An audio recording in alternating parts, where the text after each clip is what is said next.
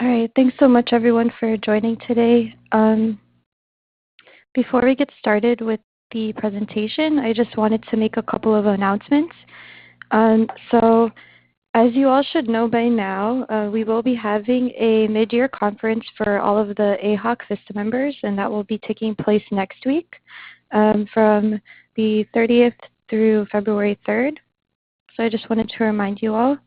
And so just can you please allow for your members to have a flex day? So basically a day off during the weeks of February 3rd through 16th. So any day that they would normally be working, like a Monday through Friday, for instance, or Tuesday through Saturday, depending on their schedule, we just ask that you allow for them to take a day off since they'll be working on a Saturday for the conference. And we will be having some site visits coming up, so please keep a lookout in your email for an email from myself regarding us visiting your site. And just a word about that, site visits aren't really an audit or anything like that. It's just for us to come check out your the VISTA members' work, how your site's doing, provide any support that we may need, and just check in with you all.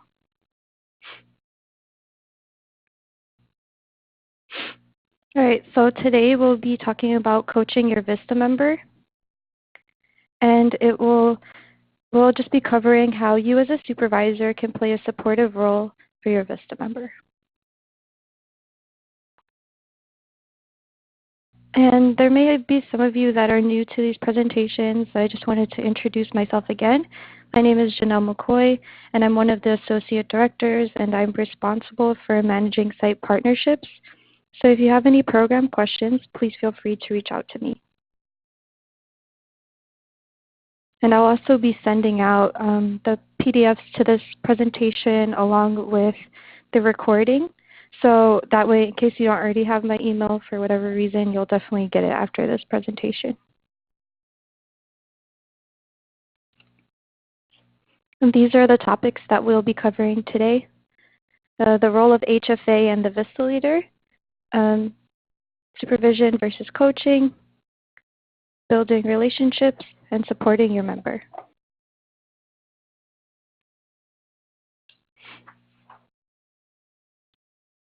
So right now we'll just go over the roles of HFA and subsite supervisors.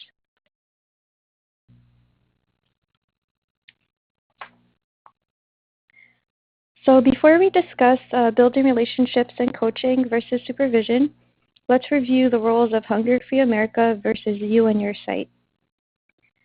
So Hunger Free America is the intermediary sponsor, and we are responsible for the management of the VISTA project, and that includes reporting requirements, completion of necessary paperwork, communication with CNCS, and handling the day-to-day aspects of the program on the big picture level.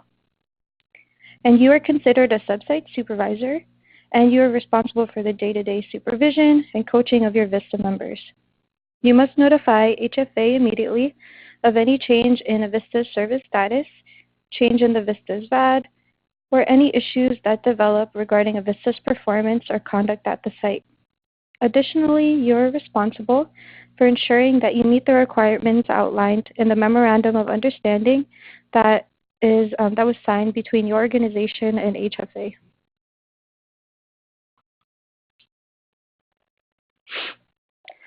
Next, I just wanted to go over the role of VISTA leaders today. Another great role that HFA has is that our VISTA leaders are here to support your members during their year of service. These are just some of the things that they do. So VISTA leaders can provide trainings. They're available to be a mentor to your member. They can possibly answer questions that your member may have regarding VISTA service and the AHOC program. And of course, if they aren't able to answer those questions, they'll always bring them up to someone on staff, and we'll definitely make sure your VISTA's questions get answered. They can connect the VISTAs with professional development resources and trainings.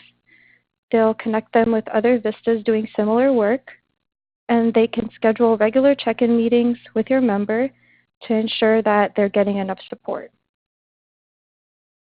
The reason why I wanted to cover this is because all of you are probably VISTA supervisors in addition to many other work responsibilities.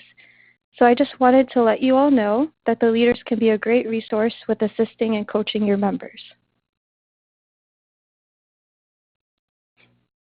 And I sent an email out not so long after they started with their contact information. But if for some reason you don't know who your member's VISTA leader is, you can always feel free to reach out to me, and I can definitely connect you all as well so you have their information.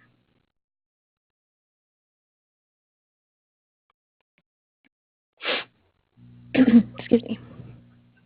So now let's talk about supervision versus coaching. One second, please.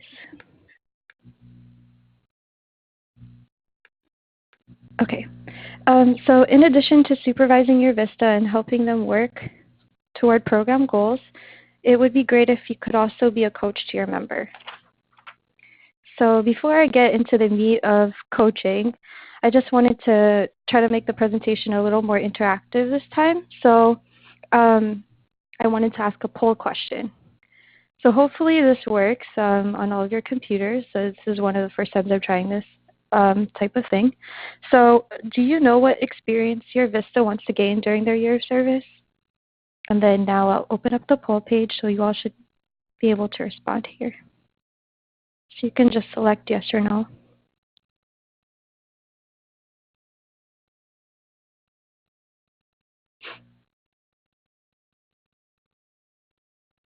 Just going to wait a couple more seconds.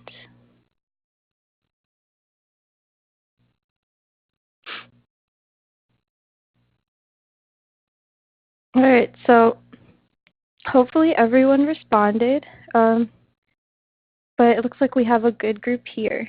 So I'm gonna say what I would say if anyone had said no, just in case anyone didn't respond, or just so you know what group you all don't fall into. But I just wanted to say if anyone had answered no to this question, that I would have suggested for them to reach out to their VISTA, and perhaps during the weekly check-in or anything like that, just find out what they're interested in gaining during their year of service. Maybe you can help them to achieve those goals, or perhaps connect them to someone else or to resources that can assist them. If you answered yes, which all of you did, great job. Since when a member knows that their supervisor cares about what is next for them, they are more apt to finish their VISTA year strongly than for a supervisor or site who shows no interest in their future aspirations. And even though all of you did select yes in this poll, I do ask that, everyone may have developing needs during their year of service, or things that they discovered that they wanted to gain during their year of service. So every now and then, just check in with your member and see if there's anything that your organization can do to support professional development for them, or if there's anything that your organization isn't able to do, then you can always reach out to us and see if there's something that either our leaders could do, such as put on a webinar, or even one of the staff may be able to connect them with a resource that would help them with their professional development. But thanks so much for participating in the poll. Okay, so let's go over the differences between supervision and coaching now. So I'm sure since all of you are supervisors, you know what supervision entails, but I just wanted to go over that so that I can juxtapose it with what coaching is. So supervising is a way of monitoring how someone is going in a role, how someone is doing in a role, and is a means of gauging when they will need input or direction. A supervisor may also be responsible for a larger project of which someone is a part and needs to give someone responsibilities to carry out. It is particularly appropriate for a manager to supervise subordinates. On the other hand, coaching does not need someone to have been there before. It needs someone to be there for someone else, someone who knows how to ask powerful questions that will help someone envision their future and achieve their goals. The future that someone shapes with their coach will be one that is unique to them.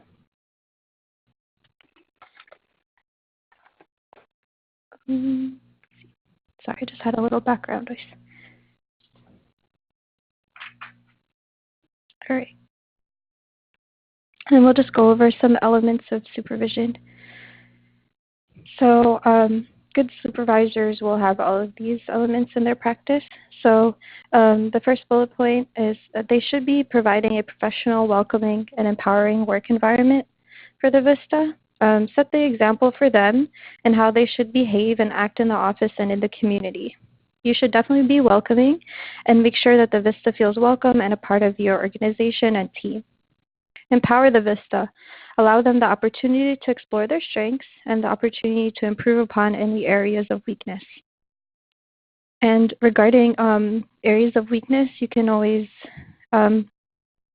later on in the presentation, I'll be going over feedback a little bit, and that's where that will come in.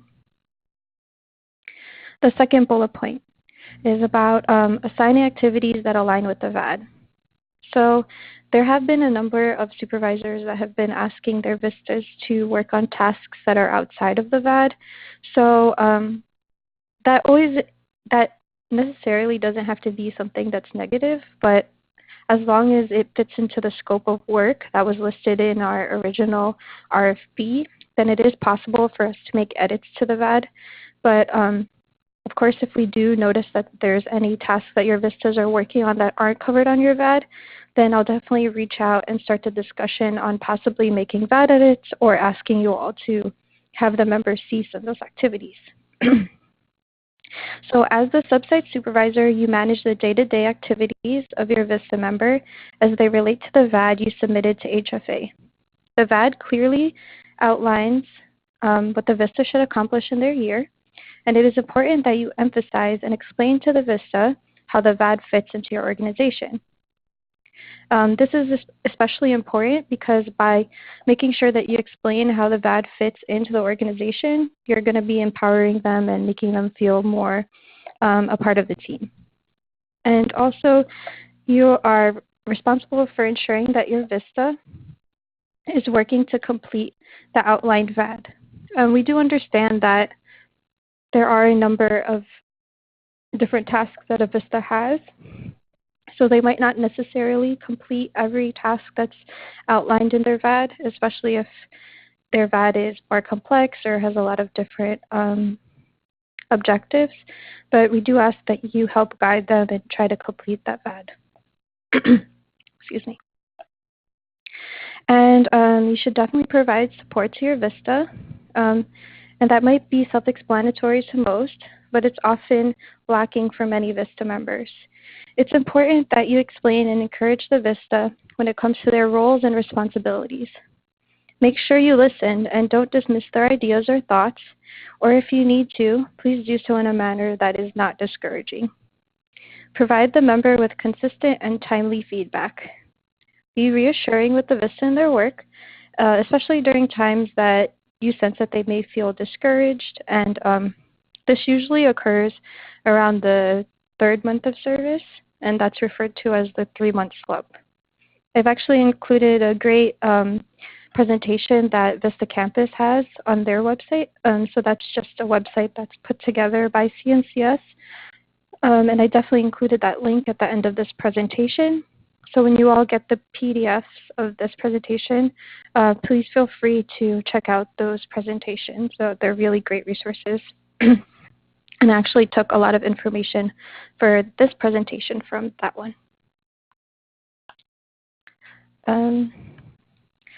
Again, the number one factor in the success and retention of VISTAs is regular productive meetings with their supervisors that focus on the ongoing work at hand. This is crucial and should be thought of as one of the primary activities of VISTA supervisors. Believe it or not, VISTA and CNCS put on a poll for members, and one of the biggest factors in them being able to complete a successful year is having a strong support system at their site, and that often begins with their supervisor. So please make sure that you meet regularly. Also make sure that the VISTA can communicate you regularly outside and between scheduled meetings. Supervision ensures that your VISTA has the right conditions and requirements to perform their service, including a full understanding of your organization's mission, goals, and vision, as well as a solid understanding of your community. You and your VISTA can be successful if you provide good supervision to the VISTA. And a key component of good supervision is outlining realistic expectations. Many of you will need to manage the expectations of your VISTA members. For most of the members serving in our project, this may be their first time working in an office setting or holding a nonprofit job.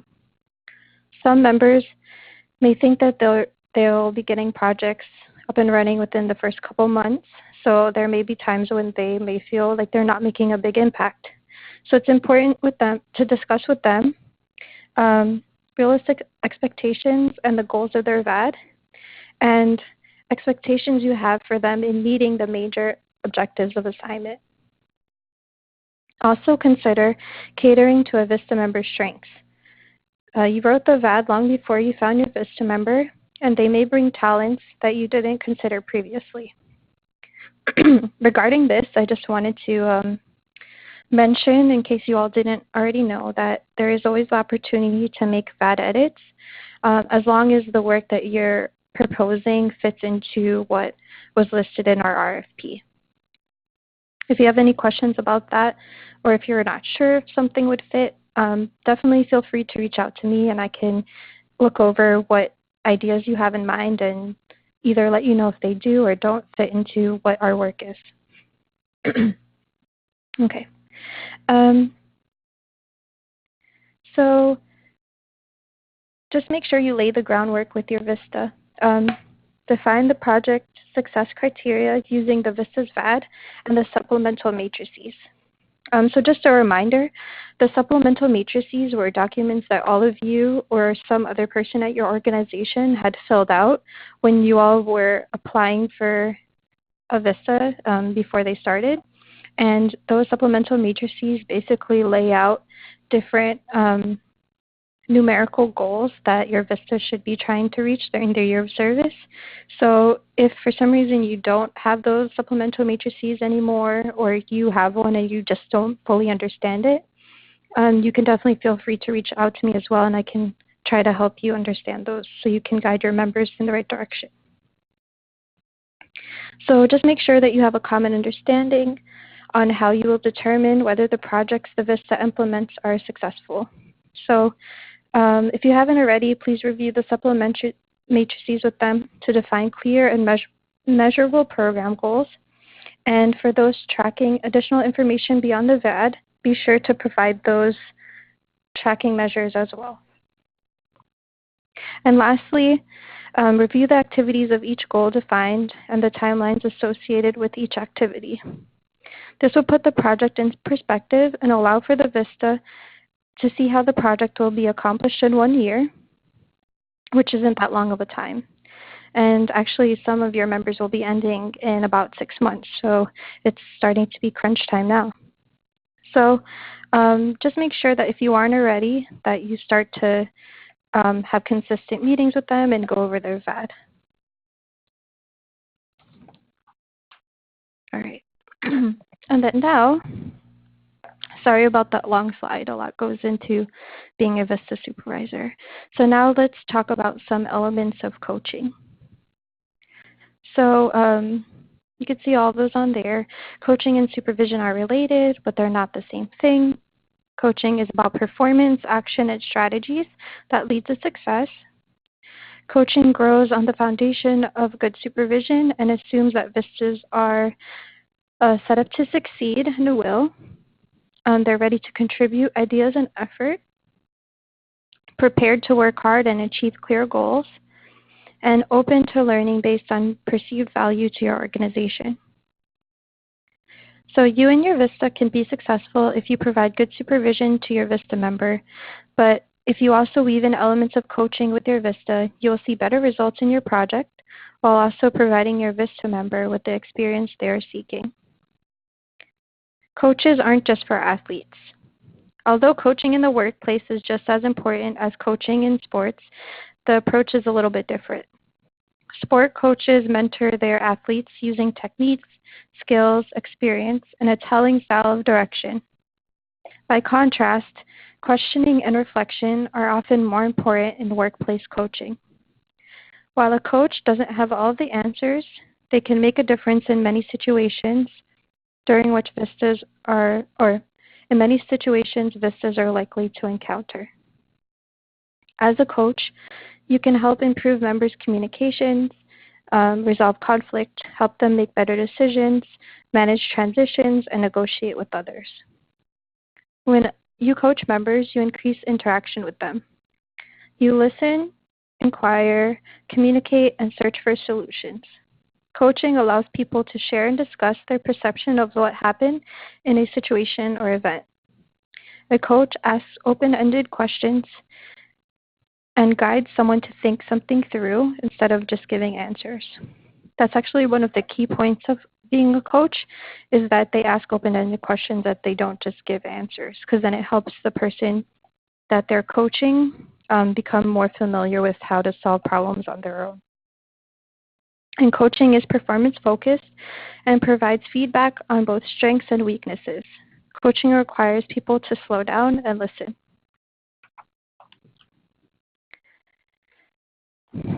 So here are a few principles of coaching. Coaching is a collaborative relationship in which the coach provides support to empower the coachee to succeed. The coaching relationship is centered on the coachee's needs and goals, not the coach's. Coaching is dependent on a partnership of mutual responsibility and respect. Coaching is not a quick fix or isn't just supervision. It's the process of expanding the box or the worldview of the coachee. And it's fundamental to successful coaching, and fundamental to successful coaching are an alternative presence and deep listening. So like I said before, it requires a lot of listening and trying to help the member to reach an answer to their questions. And an effective coach assists a coachee in thinking well for themselves, as opposed to cultivating dependency on others by just giving them answers. Sorry, one second. Okay, so hopefully people have something to share, but if people don't, it's okay. So I just wanted to give anyone a chance to speak if they were interested in sharing. So does anyone have any advice or thoughts on coaching vistas? And this can include anything that you've done in the past that you noticed had helped your vista. If you are interested in sharing, please raise your hand, or you can unmute your mic by pressing *7.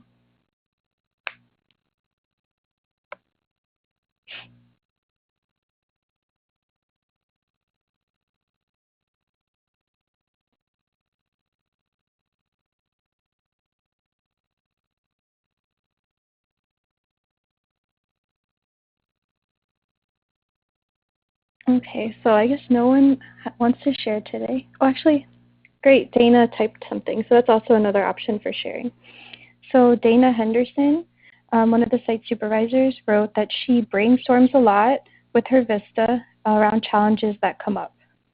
So it's great. So that's a perfect example of what a coach does. So just basically discuss with your member and try to help them to come to a conclusion. Anyone else want to share?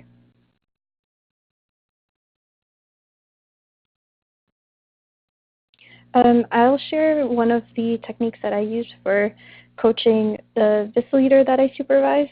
So what I do is during our regular check-ins, so we have check-ins weekly. I'll mention this later on as well.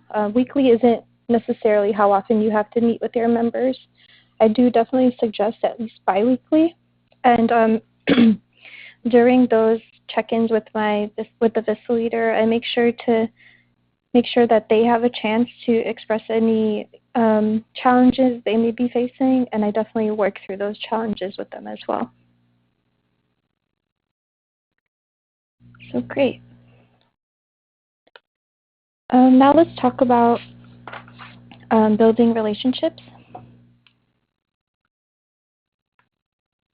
So productive relationships with supervisors are the number one factor in VISTA retention and success. I know I mentioned this earlier, but I definitely want to make sure that you all come away from this training remembering that. And hopefully, if you aren't having regular check-in meetings with your member, or if you feel like you're not, you don't fully know what your VISTA wants from their year of service, hopefully you can start trying to figure that out with them now. Just a couple of things about building relationships. Cooperation is good. It enables someone to act more effectively by adjusting activity, but collaboration is better, working along someone to achieve something. And professional development requires deliberate relationship planning. So I'll just give a little bit more background about everything on this slide. So VISTA's success in this project is more dependent on you and your site's ability to coach, support, and supervise the VISTA. The VISTA sees you daily, and while they can get support and coaching from HFA and staff and VISTA leaders, the relationship that they develop with you and other colleagues at their site will probably have more of an impact. It's important that as a supervisor, you work to build a relationship with your member to assist them in reaching their ultimate potential. Some of you may supervise other staff at your organization, and that's wonderful. You come to this role already having supervisory experience. However, supervising a VISTA is often different than supervising other employees. This is due to the shortness of VISTA's time in your organization and the nature of a VISTA project. Getting a successful full-year commitment from a VISTA and have them meet all the goals that you have outlined in your VAD will probably take a little bit more work than with other staff. You want to motivate the VISTA to strive to complete these goals while also meeting their own professional development needs. So building a strong relationship with your VISTA is the foundation of good supervision and coaching. If you build a strong relationship built on cooperation and collaboration, you and your VISTA will have a much more successful year than supervisors who just build their relationship on cooperation. Cooperation is the foundation to good supervision, while collaboration is the foundation of good coaching. Additionally, in building a relationship with your VISTA, you also build a rapport. They serve their community for very little money and can often be easily discouraged in doing their work. Many VISTAs turn to AmeriCorps because they're looking to gain something as well, and they're expecting and often choose the AHOC program or your site because they feel that we'll be able to offer them what they want to gain.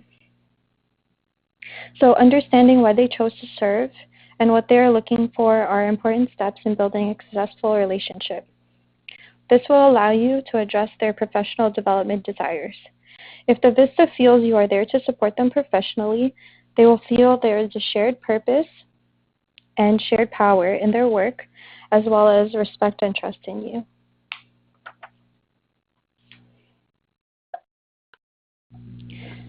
So I just wanted to go over a little bit more about VISTA and sub-site supervisor relationship. So sometimes working with a VISTA may be a little bit more work than working with a regular employee. I mentioned this before, but as their supervisor, you're probably going to be one of their greatest supports during their year of service. Encouragement definitely helps, especially when they may be experiencing a slump. One thing to remember is that VISTA stipends are low, so they can experience what the clients they're working with might experience. So oftentimes they may need more encouragement, since the added stress of making less than minimum wage can often take a toll on them. So sometimes the VISTA and sub-site supervisor relationship will require more of a mentor and mentee relationship. And it'll help them so that they can try to tackle challenges that they may be facing. And you should definitely schedule consistent check-ins with them so that you can use the VAD to discuss their progress and next steps.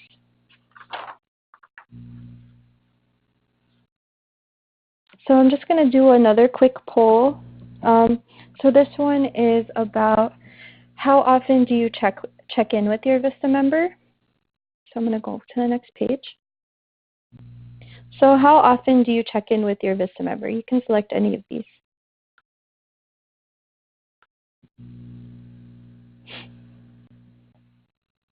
I'll give you all a couple more seconds.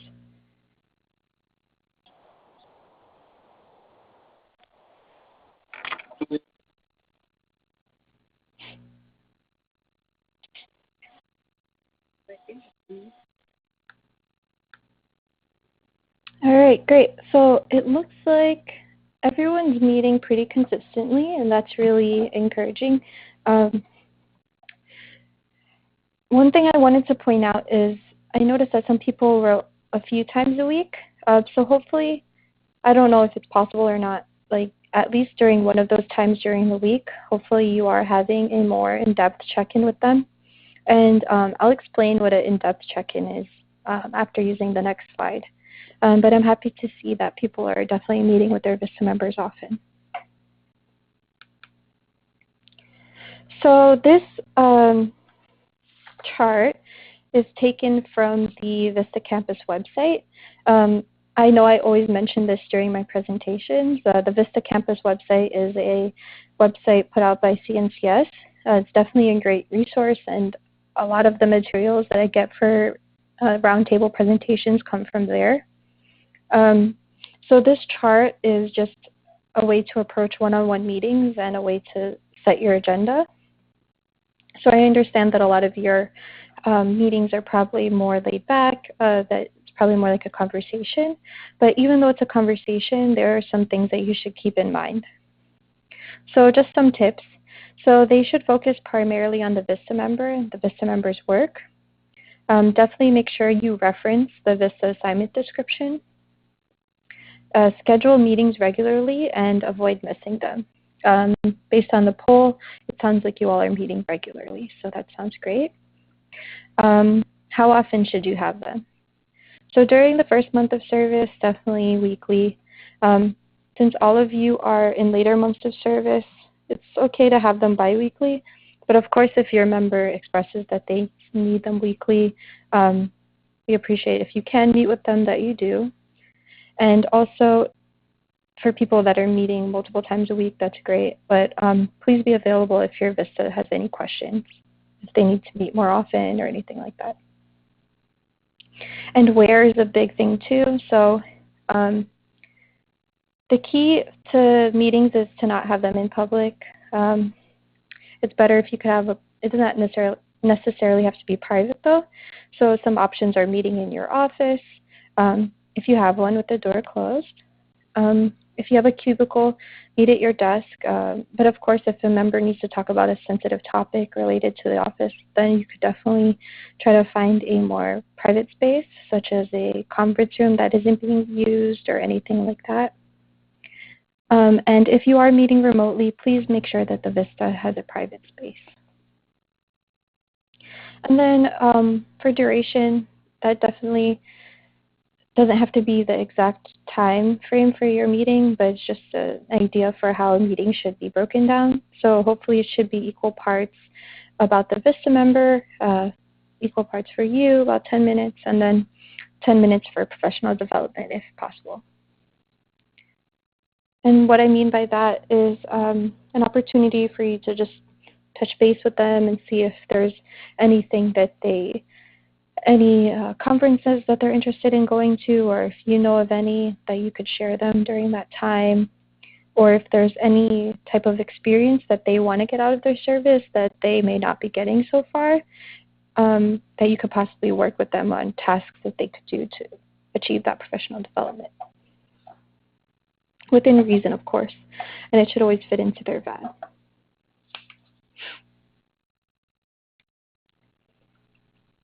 And this is the second part of the check-in meeting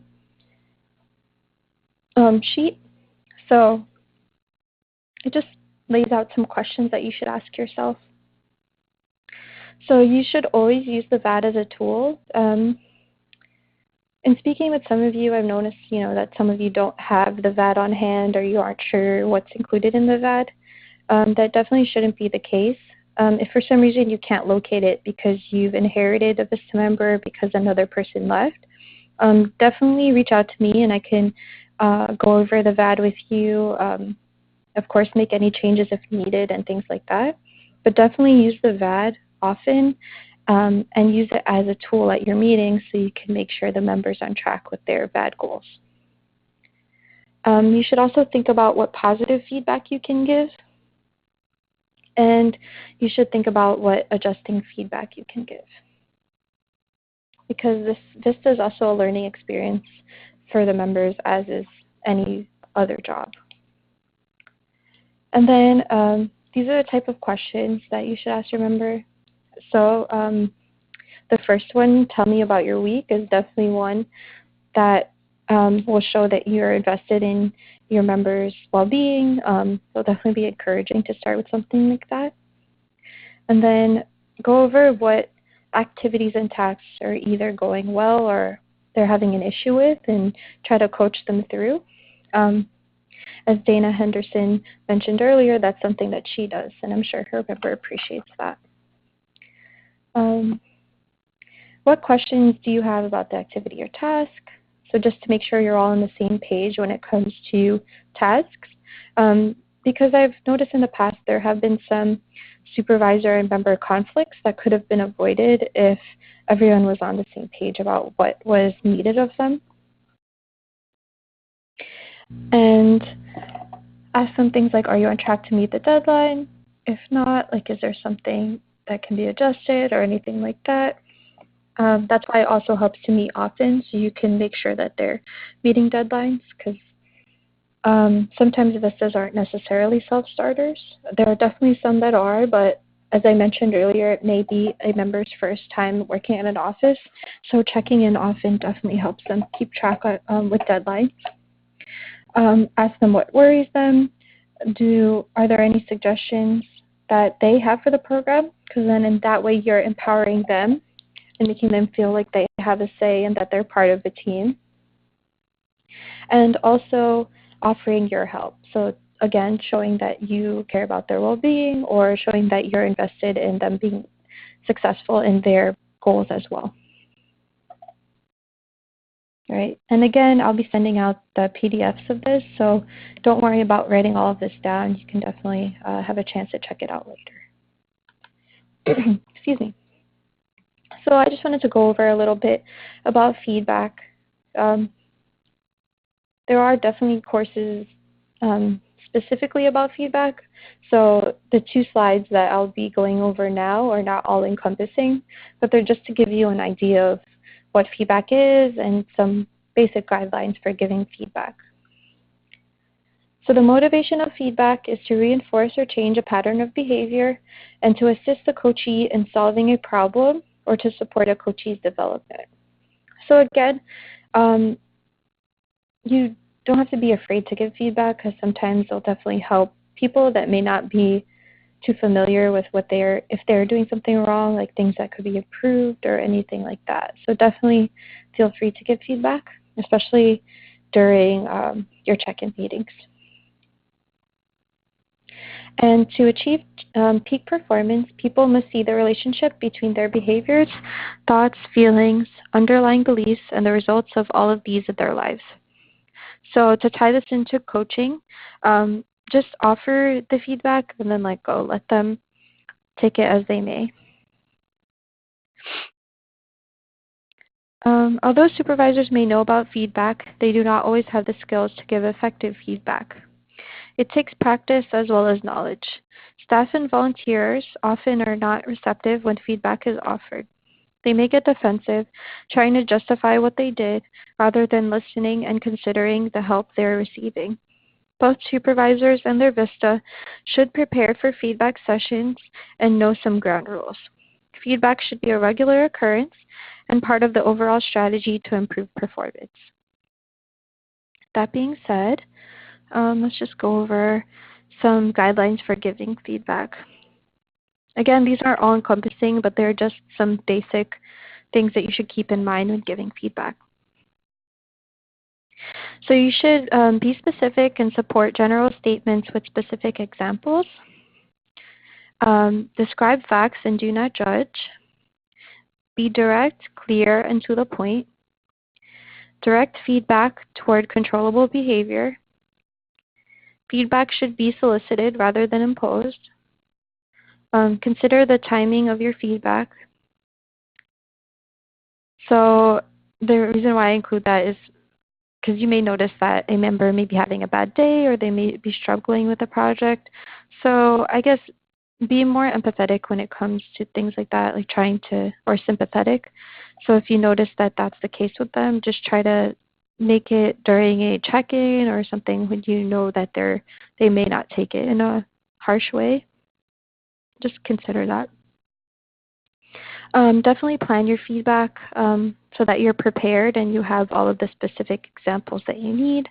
Plan what you say and in what order, and own your feedback.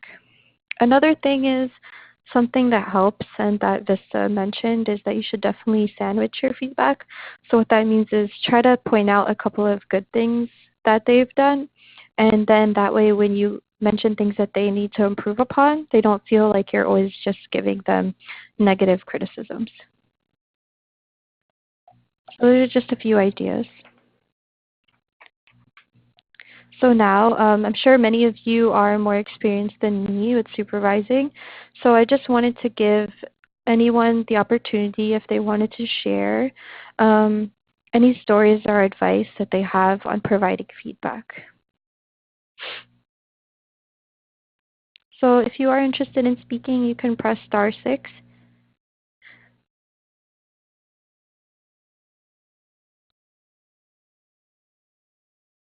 And again, if no one wants to speak right now, but you decide you want to share something later, you could definitely send me any information that you'd like to share with the group regarding any of these questions. And I'll definitely share them in the email I send out later.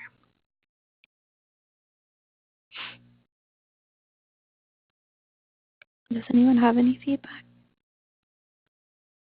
Okay. Guess not.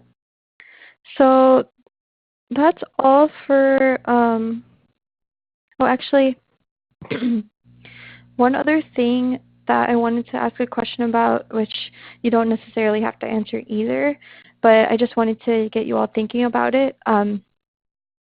So last roundtable, we talked a lot about sustainable programs and how to make sure your members working to make your program sustainable.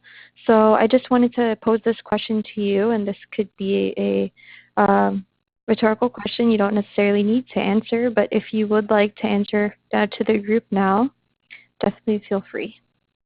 So does anyone want to share information about the resources that your members working on to make your program sustainable?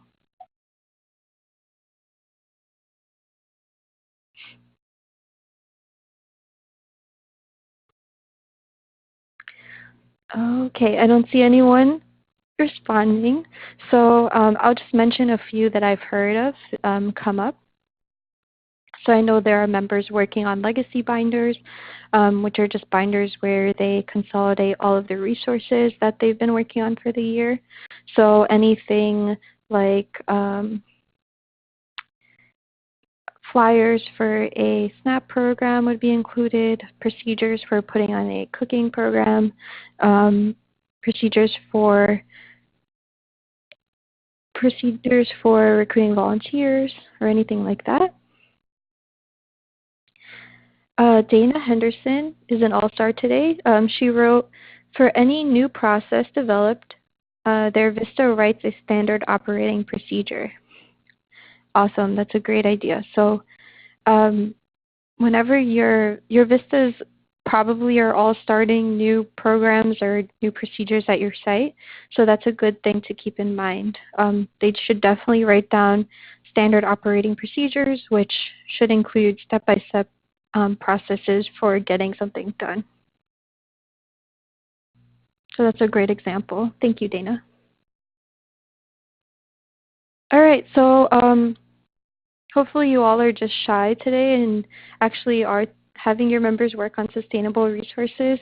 But if for some reason you aren't, this question should definitely get you thinking about what your members should be working on, especially if they're going to be ending within the next few months. And this slide is just some of the resources that might be helpful for you for additional learning about coaching your members. So again, I covered a lot of different topics today, so I just wanted to give you some more resources to check out. So there is a new training put out by Vista Campus on mental health, stress, and resilience, and Vista members. I definitely suggest you all check that out. One about combating the 3-month slump and techniques on how to address that with your members and how to encourage them. The supervisor coaching scenario. For those of you who aren't too familiar with coaching, it helps guide you through a scenario on how to coach a member, and it gives you multiple options, and you work through the scenario and try to pick what the best options are. I tried it out. It's definitely a good learning tool. And then I definitely suggest the book that I'm currently reading that I used for some of this presentation, and it's called The 5 Languages of Appreciation in the Workplace by Gary Chapman and Paul White. It's definitely something to get you to think about types of appreciation and what people find encouraging in terms of different types of appreciation. So sometimes a thank you isn't enough, or sometimes people don't like to be thanked in front of a large group. So if you're interested in learning more about things like that and how to foster more healthy workplaces or more, I guess, team-like workplaces, I definitely suggest that book. And then just a few more contacts and resources. So the 2 on the right, CNCS State Office, that's where whenever you all have a question on different things that need to be done, such as teleservice work for your members, or different policies and things like that. If I have any questions, I go to the state office, so I'm the liaison for that. And then if we can't answer any questions, we usually direct your members to the Vista Member Support Unit. And on the left-hand side, you see the vistacampus.gov link. Again, I definitely suggest that you all make an account on that website. Like I said before, it's a great resource. It has a ton of great trainings on there, different tools you can use. There are forums where you can interact with other supervisors and things like that. So I definitely suggest you sign up. And if you do sign up, you should let me know if you like, and I can definitely connect you with a lot of the resources that I refer to when putting together trainings for you all. And then again, there's the member handbook. So if you have any questions or if you're curious about different things like that, you can always go through and check that out as well. Again, on the vistacampus.gov website. And then some more resources. As you can see, most of them are from Vista Campus. Like I said, it has a plethora of resources. So there's a coaching and supervision checklist, a Vista member performance review template, coaching self-assessment. As you can see, there are a lot of different things. So definitely, if it's your first time coaching or supervising a Vista member, don't reinvent the wheel. Check out the different resources that are available there. There might be something that you can utilize in your supervision. All right, so thanks everyone for joining today. In order to respect the time that I had said this would take, we're a little under an hour right now, so I'm going to be ending the presentation right now. So I'm going to stay on the call for about 5 more minutes, but I'm going to stop the recording now. So if any of you have any questions you need answered or want to say anything, definitely stay on, and I'll be on for about 5 more minutes. Just thank you again for being Vista supervisors, and we really appreciate the hard work you put into that. All right, have a nice day.